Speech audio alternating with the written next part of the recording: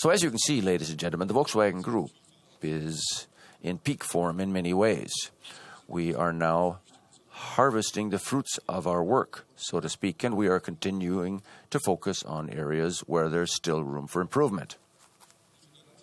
Over the past few days, ladies and gentlemen, a lot has been written about alleged problems in areas that need to be improved on. But, ladies and gentlemen, let me just say, please don't be fooled. Let me put this clearly. We do know that we have some tasks to take care of in this large global group, and we started doing it some time ago, and the Supervisory Board has been a crucial supporter for us in every step of this journey and in all areas. Now, turning to the Volkswagen passenger car brand's return on sales.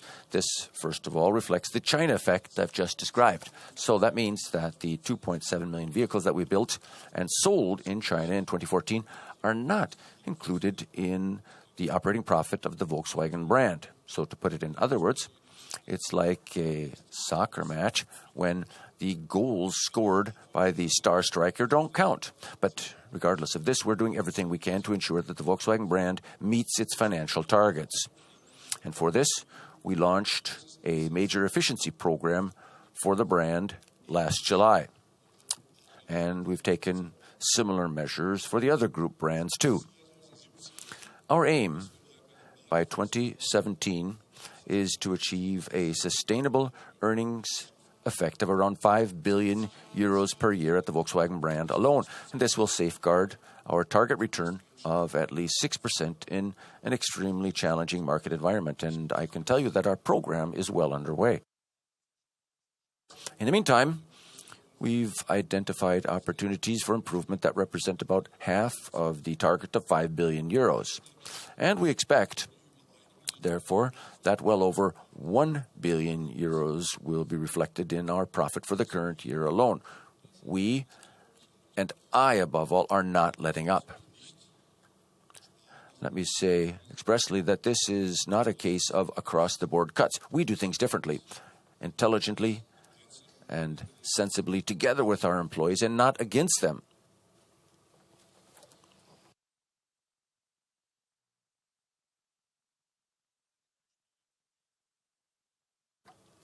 To cite just a few examples, we're optimizing capacity allocation to plants across our global production network. Amongst other things, we will also be building the Tiguan in Mexico for the U.S. above all in the future, and we are discontinuing models that no longer match demand and our return expectations. The market for compact two-door vehicles, for example, is shrinking fast. And as a result, we've decided to only build a four-door Polo. And this alone produces savings in 9-digit figures, and our approach to engines is similar. We'll discontinue the 1.4-liter 3-cylinder TDI engine earlier than planned, for example, and the savings here are also a figure that is in 8 digits. Now let me turn to the United States.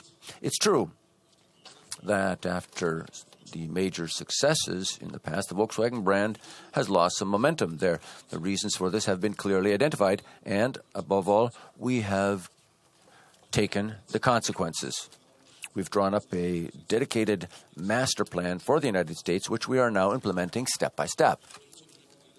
For example, we'll update and replace our models at much shorter intervals now, and amongst other things, the facelifted U.S. Passat will be launched in the second half of the year. Then, the Mark 7 Golf, the North American Car of the Year, will no longer be shipped from Germany to North America. Instead, it will be built locally in Mexico. And above all, we've launched the brand's largest ever SUV initiative, the Volkswagen brand. At the end of 2016, the new Volkswagen midsize SUV will start rolling off the line. This will be followed in 2017 by a long wheelbase Tiguan, which will be produced locally in Puebla. And we've got many more good ideas for our American customers. Ladies and gentlemen, the Volkswagen brand is going to go on the offensive again in the United States. And I am committed to that, and the entire Board of Management is committed to that. Furthermore, the budget car has also been the subject of much discussion and even more speculation. One thing that's a fact is that we are working hard on an attractively priced model in the particularly low-cost entry-level segment. And we are well on the way to launching a car like this in the Chinese market in cooperation with our joint venture partners. But we'll take the necessary time for this. What matters is having the right car in the right segment. It's not just about additional sales. First and foremost, it has to make economic sense for the group. So let me put it clearly. The budget car, too, has to generate an appropriate return on sales. And the supervisory board shares this view. It's in the interest of the company and, of course, in the interest of the shareholders, you. And finally, commercial vehicles. As you know, for legal reasons, we had to move quite slowly with developing our truck and bus business at low revs, so to speak. Now that we've acquired all the shares of Scania, the way is clear for close collaboration between our brands, and we intend to make our commercial vehicles business into a global champion of the industry. More on that later on. We've been able to recruit exactly the right man for this important job, Andreas Rentschler. And I'd like to take this opportunity, Mr. Rentschler, to welcome you again to Volkswagen up on the stage here today. That's worth a hand. As you can see, ladies and gentlemen, we are systematically implementing our Strategy 2018.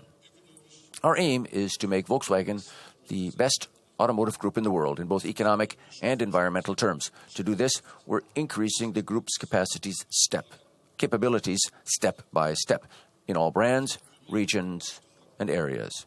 And this can only be done with a strong team that's 100% motivated.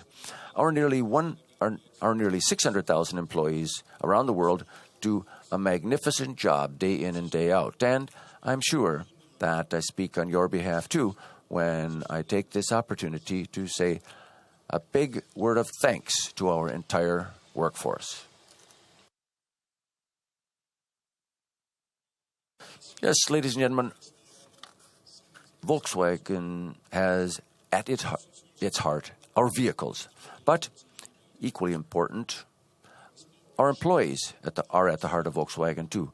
At Volkswagen, people build cars for people, and that has made this company strong. We know this, and I can promise you that this will not change in the future. That's all from me for the moment, and now I'd like to ask Mr. Pirch to continue. Thank you.